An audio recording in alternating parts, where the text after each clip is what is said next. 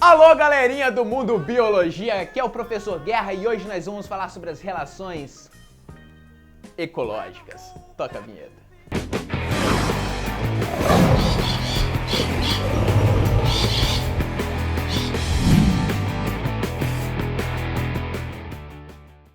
Os organismos não vivem isoladamente, eles estão sempre interagindo com outros organismos através das relações ecológicas. Essas relações podem ser entre indivíduos da mesma espécie, ou seja, relações intraespecíficas, ou então podem ser entre indivíduos de espécies diferentes, as relações interespecíficas. Nós podemos ainda classificar essas relações entre desarmônicas, quando existe algum prejuízo para pelo menos uma das partes, ou então como harmônicas, quando pelo menos não existe prejuízo, ou então alguém acaba se dando bem. Vamos combinar uma coisa aqui. Existem autores que vão chamar de neutralismo a relação em que ninguém perde nem ganha, uma relação que é neutra para todo mundo. Mas se essa relação é neutra, se ninguém é influenciado, não está tendo relação. A maior parte dos autores não considera o neutralismo como uma coisa que exista, porque se um não afeta o outro, eles não estão relacionados. Então, começando com as relações intraespecíficas harmônicas, ou seja, aquelas relações dentro de uma mesma espécie em que pelo menos um se dá bem, nós temos a colônia. Uma colônia é uma associação de indivíduos da mesma espécie que são ligados anatomicamente. O corpo deles é ligado um ao outro. Não existe um indivíduo isolado. São todos parte de um mesmo grande corpo, tipo o Megazord do animal. E os exemplos que nós temos de colônia são dois cnidários, o coral e a caravela. Ao contrário do que muita gente pode pensar, a caravela não é uma medusa, a caravela não é uma água-viva. Cada bracinho, cada tentáculo e até esse balão que ela tem em cima são zooides separados.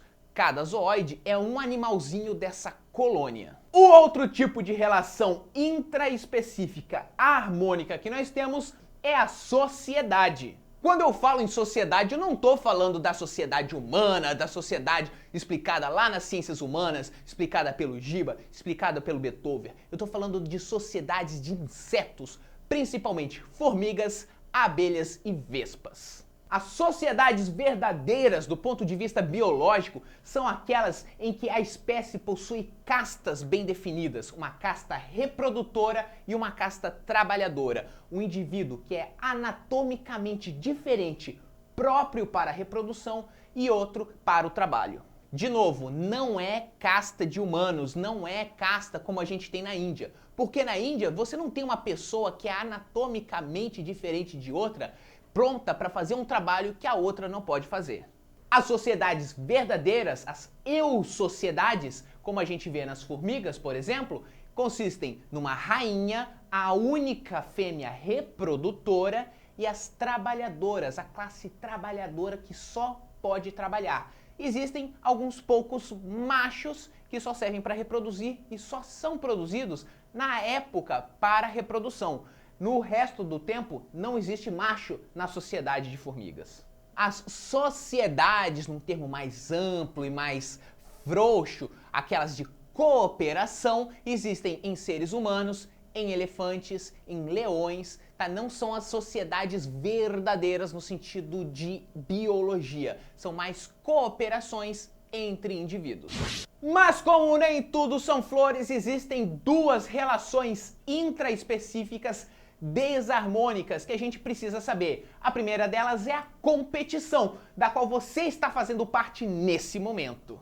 A competição acontece quando existe um recurso limitado. No seu caso, as vagas na universidade. Existem vários indivíduos da mesma espécie querendo aquele recurso. Então vocês têm que competir entre si para aquele recurso. E você pensa, mas quem ganha o recurso no final acaba se dando bem, certo? Não exatamente, porque se houvesse recurso à vontade, todos eles poderiam aproveitar sem precisar se degladiar, sem precisar brigar por esse recurso e gastar energia e gastar esforço tentando conseguir. Imagina se tivesse vaga na universidade para todo mundo. Você, ao invés de estudar, poderia estar curtindo a vida adoidado. Seria um tipo de relação desarmônica pra mim aqui, né? Good point there. E a outra relação intraespecífica desarmônica é o canibalismo. Não confunda o canibalismo com a antropofagia cultural, essa ideia de comer outras pessoas do ponto de vista digestório, tá? Esquece. Gemidão da aula, você caiu no gemidão do Mundo Edu. Canibalismo é estritamente nutricional. Mas a maioria das relações que caem no Enem é interespecífica, harmônica ou desarmônica. E a primeira das nossas relações interespecíficas harmônicas é o mutualismo, em que existe uma ajuda mútua, os dois saem ganhando. Nós vemos essa relação entre o pássaro palito e o crocodilo. Enquanto o crocodilo fica lá com a bocona aberta, o pássaro palito vem, pousa na boca do bicho e começa a comer os restos de comida que ficam no dente do crocodilo. É bom para o pássaro porque ele consegue alimento e é bom para o crocodilo que consegue um dentista de graça. Nós temos também o paguro e a anêmona do mar. Enquanto o paguro é um crustáceo, a anêmona do mar é um cnidário. A vantagem para o paguro, que coloca a anêmona nas costas, é ter a defesa dos cnidócitos, da cnida, daquele veneno da anêmona do mar. E a vantagem para a anêmona é uma carona de graça para sair, explorar o mundo, ganhar mais alimento e poder espalhar seus gametas para mais longe. Nós temos infinitos casos de mutualismo e é importante a gente pontuar, por exemplo, o caso da dispersão e da polinização. Várias angiospermas precisam de animais que levem o pólen de uma planta para outra. Isso é bom para o animal porque ele consegue néctar e é bom para a planta que consegue a fecundação cruzada. Do mesmo modo, a dispersão de sementes é boa para a planta, que consegue levar seus filhotes para uma área muito grande, enquanto o animal consegue alimento. Por exemplo, a gralha azul se alimenta do pinhão, da araucária. Com isso, ele consegue o alimento, mas às vezes acaba derrubando um pinhão e plantando uma araucária longe da planta mãe. É assim que ocorre a dispersão na mata de araucárias. Não confunda o mutualismo com outro tipo de relação interespecífica harmônica, que é a simbiose. Enquanto o mutualismo, o organismo consegue viver longe do outro, na simbiose eles precisam viver juntos. São exemplos de simbiose os líquens, que são associações de fungos e algas. A micorriza, que é uma parceria entre um fungo e a raiz de uma planta, porque o fungo ajuda a planta a pegar nutrientes, enquanto a planta fornece carbono para o fungo. E os cupins, que são em si um animal, mas eles têm dentro do seu intestino um protozoário que digere a madeira que eles comem. Mas nem toda relação harmônica envolve ganho das duas partes. Em alguns casos, um dos organismos ganha e o outro não tá nem aí. É o caso, por exemplo, do inquilinismo. No inquilinismo, um animal mora no outro. É o caso, por exemplo, do peixe-palhaço e a anêmona. Enquanto o peixe-palhaço se protege dos predadores usando a anêmona como um sistema de defesa, uma cerca elétrica, a anêmona realmente não tá nem aí para a presença do peixe-palhaço. Outro exemplo seria o peixe-agulha e o pepino do mar. O peixe-agulha se esconde dentro do ânus do pepino do mar. E eu não sei, mas é meio difícil me convencer que o pepino do mar não se importa com a presença de um cara enfiado dentro do ânus dele.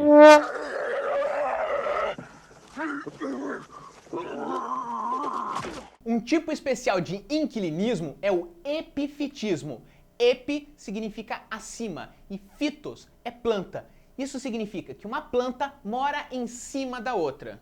Isso é bom para a planta que mora em cima da outra porque ela consegue um lugar ao sol, mais luz para fazer fotossíntese. Isso não é ruim para a planta que serve de apoio porque ela não está perdendo nada com isso. Ela ainda tem luz e ela não está cedendo nada para essa planta que está ali em cima dela. É o caso, por exemplo, das bromélias, que têm folhas meio que em formato de copo para pegar a água da chuva, já que elas não têm as raízes no solo, e das orquídeas, que não têm essas folhas em formato de copo, mas têm uma raiz meio que em formato de esponja para absorver a água da chuva. E a nossa última relação interespecífica harmônica é o comensalismo. Para não confundir com as outras, o comensalismo é quando um come às custas do outro. Nós vemos o comensalismo na relação entre leões e hienas. Enquanto o leão tá lá almoçando uma bela zebra, depois que ele vai embora, a hiena chega e come o que sobrou, come as migalhas, fica com a carcaça da zebra. Nós vemos o comensalismo também na relação entre o tubarão e a rêmora. Enquanto o tubarão vai, caça, se alimenta, faz o que ele tem que fazer, a rêmora fica lá, seguindo, só de boa, para pegar qualquer migalhinha que o tubarão deixe cair. Mas como nem tudo são flores, novamente nós temos muitas relações desarmônicas entre as espécies. E nós começamos de novo falando da competição. Seja entre espécies ou dentro da mesma espécie, a competição é sempre igual. Tem algum recurso que está faltando e todos os outros precisam competir pelo recurso. Nós temos, por exemplo, diferentes espécies de predadores competindo pela mesma presa, o que nos leva à próxima relação. A predação é obviamente uma relação desarmônica porque a presa acaba morrendo. A predação sempre envolve caça, sempre envolve a perseguição de uma presa, a morte e o consumo dela. E morreu. Isso acaba funcionando também com uma pressão de seleção. Imagine dois organismos, A e B. A é um predador e B é a presa. A corre atrás de B para se alimentar. Quem acaba escapando? A presa mais rápida. Isso faz com que seja mais difícil para o predador alcançar as presas que sobrevivem. E aí só aqueles predadores mais rápidos se dão bem. Novamente, nós vamos ter agora uma situação em que só a presa mais rápida escapa, o que leva ao predador mais rápido se dar bem. E isso acaba se repetindo numa corrida armamentista, também chamada como a teoria da Rainha Vermelha. Cortem as cabeças! E a predação não acontece só com animais, essas coisas que aparecem em documentário de televisão. Acontece também entre micro-organismos. Não há nada de diferente entre um leão perseguindo uma zebra e um paramécio perseguindo uma bactéria. Alguns especialistas consideram que a herbivoria seja um tipo de predação, já que envolve um organismo sendo comido por outro. Outros especialistas pensam diferente, já que não existe a perseguição de uma presa. A grama não vai sair correndo de uma vaca, por exemplo. Corre, Forrest, corre! Um outro tipo de relação interespecífica desarmônica é o parasitismo. A diferença do parasitismo para a predação é que o parasito não quer matar o hospedeiro. Esse parasitismo pode ser um ectoparasitismo, como uma sanguessuga na superfície de um outro animal. Pode ser um endoparasitismo, como um verme no intestino de um hospedeiro. Ou pode ser um endoparasitismo intracelular, como um vírus dentro de uma célula. E existe ainda o cleptoparasitismo, em que um parasito se alimenta roubando de outro organismo. Acontece muito com fragatas, uma ave que é especializada em roubar a pesca das outras aves. E um tipo bizarro de relação desarmônica entre espécies é o parasitoidismo, que a gente já falou lá no nosso blog. No parasitoidismo, algumas vespas colocam um ovo dentro da larva de outros insetos. Esses ovos eclodem, as larvinhas das vespas usam aquela larva do outro inseto como se fosse um hospedeiro, crescem lá dentro e no final matam o hospedeiro. E a última relação que a gente vai ver hoje é o amensalismo ou antibiose.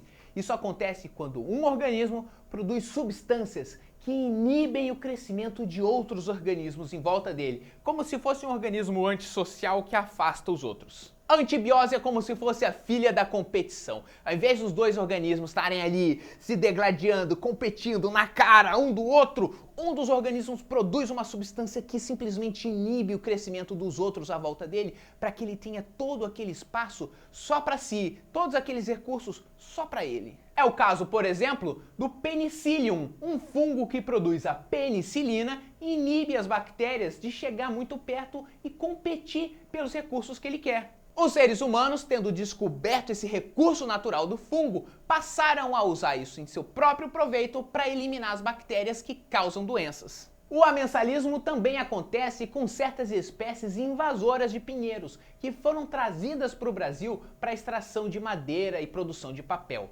Porém, esse pinheiro produz folhas que são muito ácidas e acidificam o solo à volta dela. Isso faz com que esses pinheiros inibam o crescimento de outras plantas perto deles, exceto plantas da mesma espécie que eles. Então eles conseguem se alastrar por grandes extensões de terreno, inibindo a presença de outras plantas competidoras. Então é isso aí, galerinha! Hoje nós vimos as relações ecológicas. Nós aprendemos as diferenças entre as relações intra e interespecíficas, além das relações harmônicas e desarmônicas. Eu sou o professor Guerra, tô com você rumo ao topo do Enem e até a próxima. E aí, curtiu o vídeo? Então deixa seu joinha aqui, se inscreve no canal, deixa um comentário legal pra gente e segue a gente nas redes sociais, no Facebook, no Instagram, no Pinterest e bons estudos!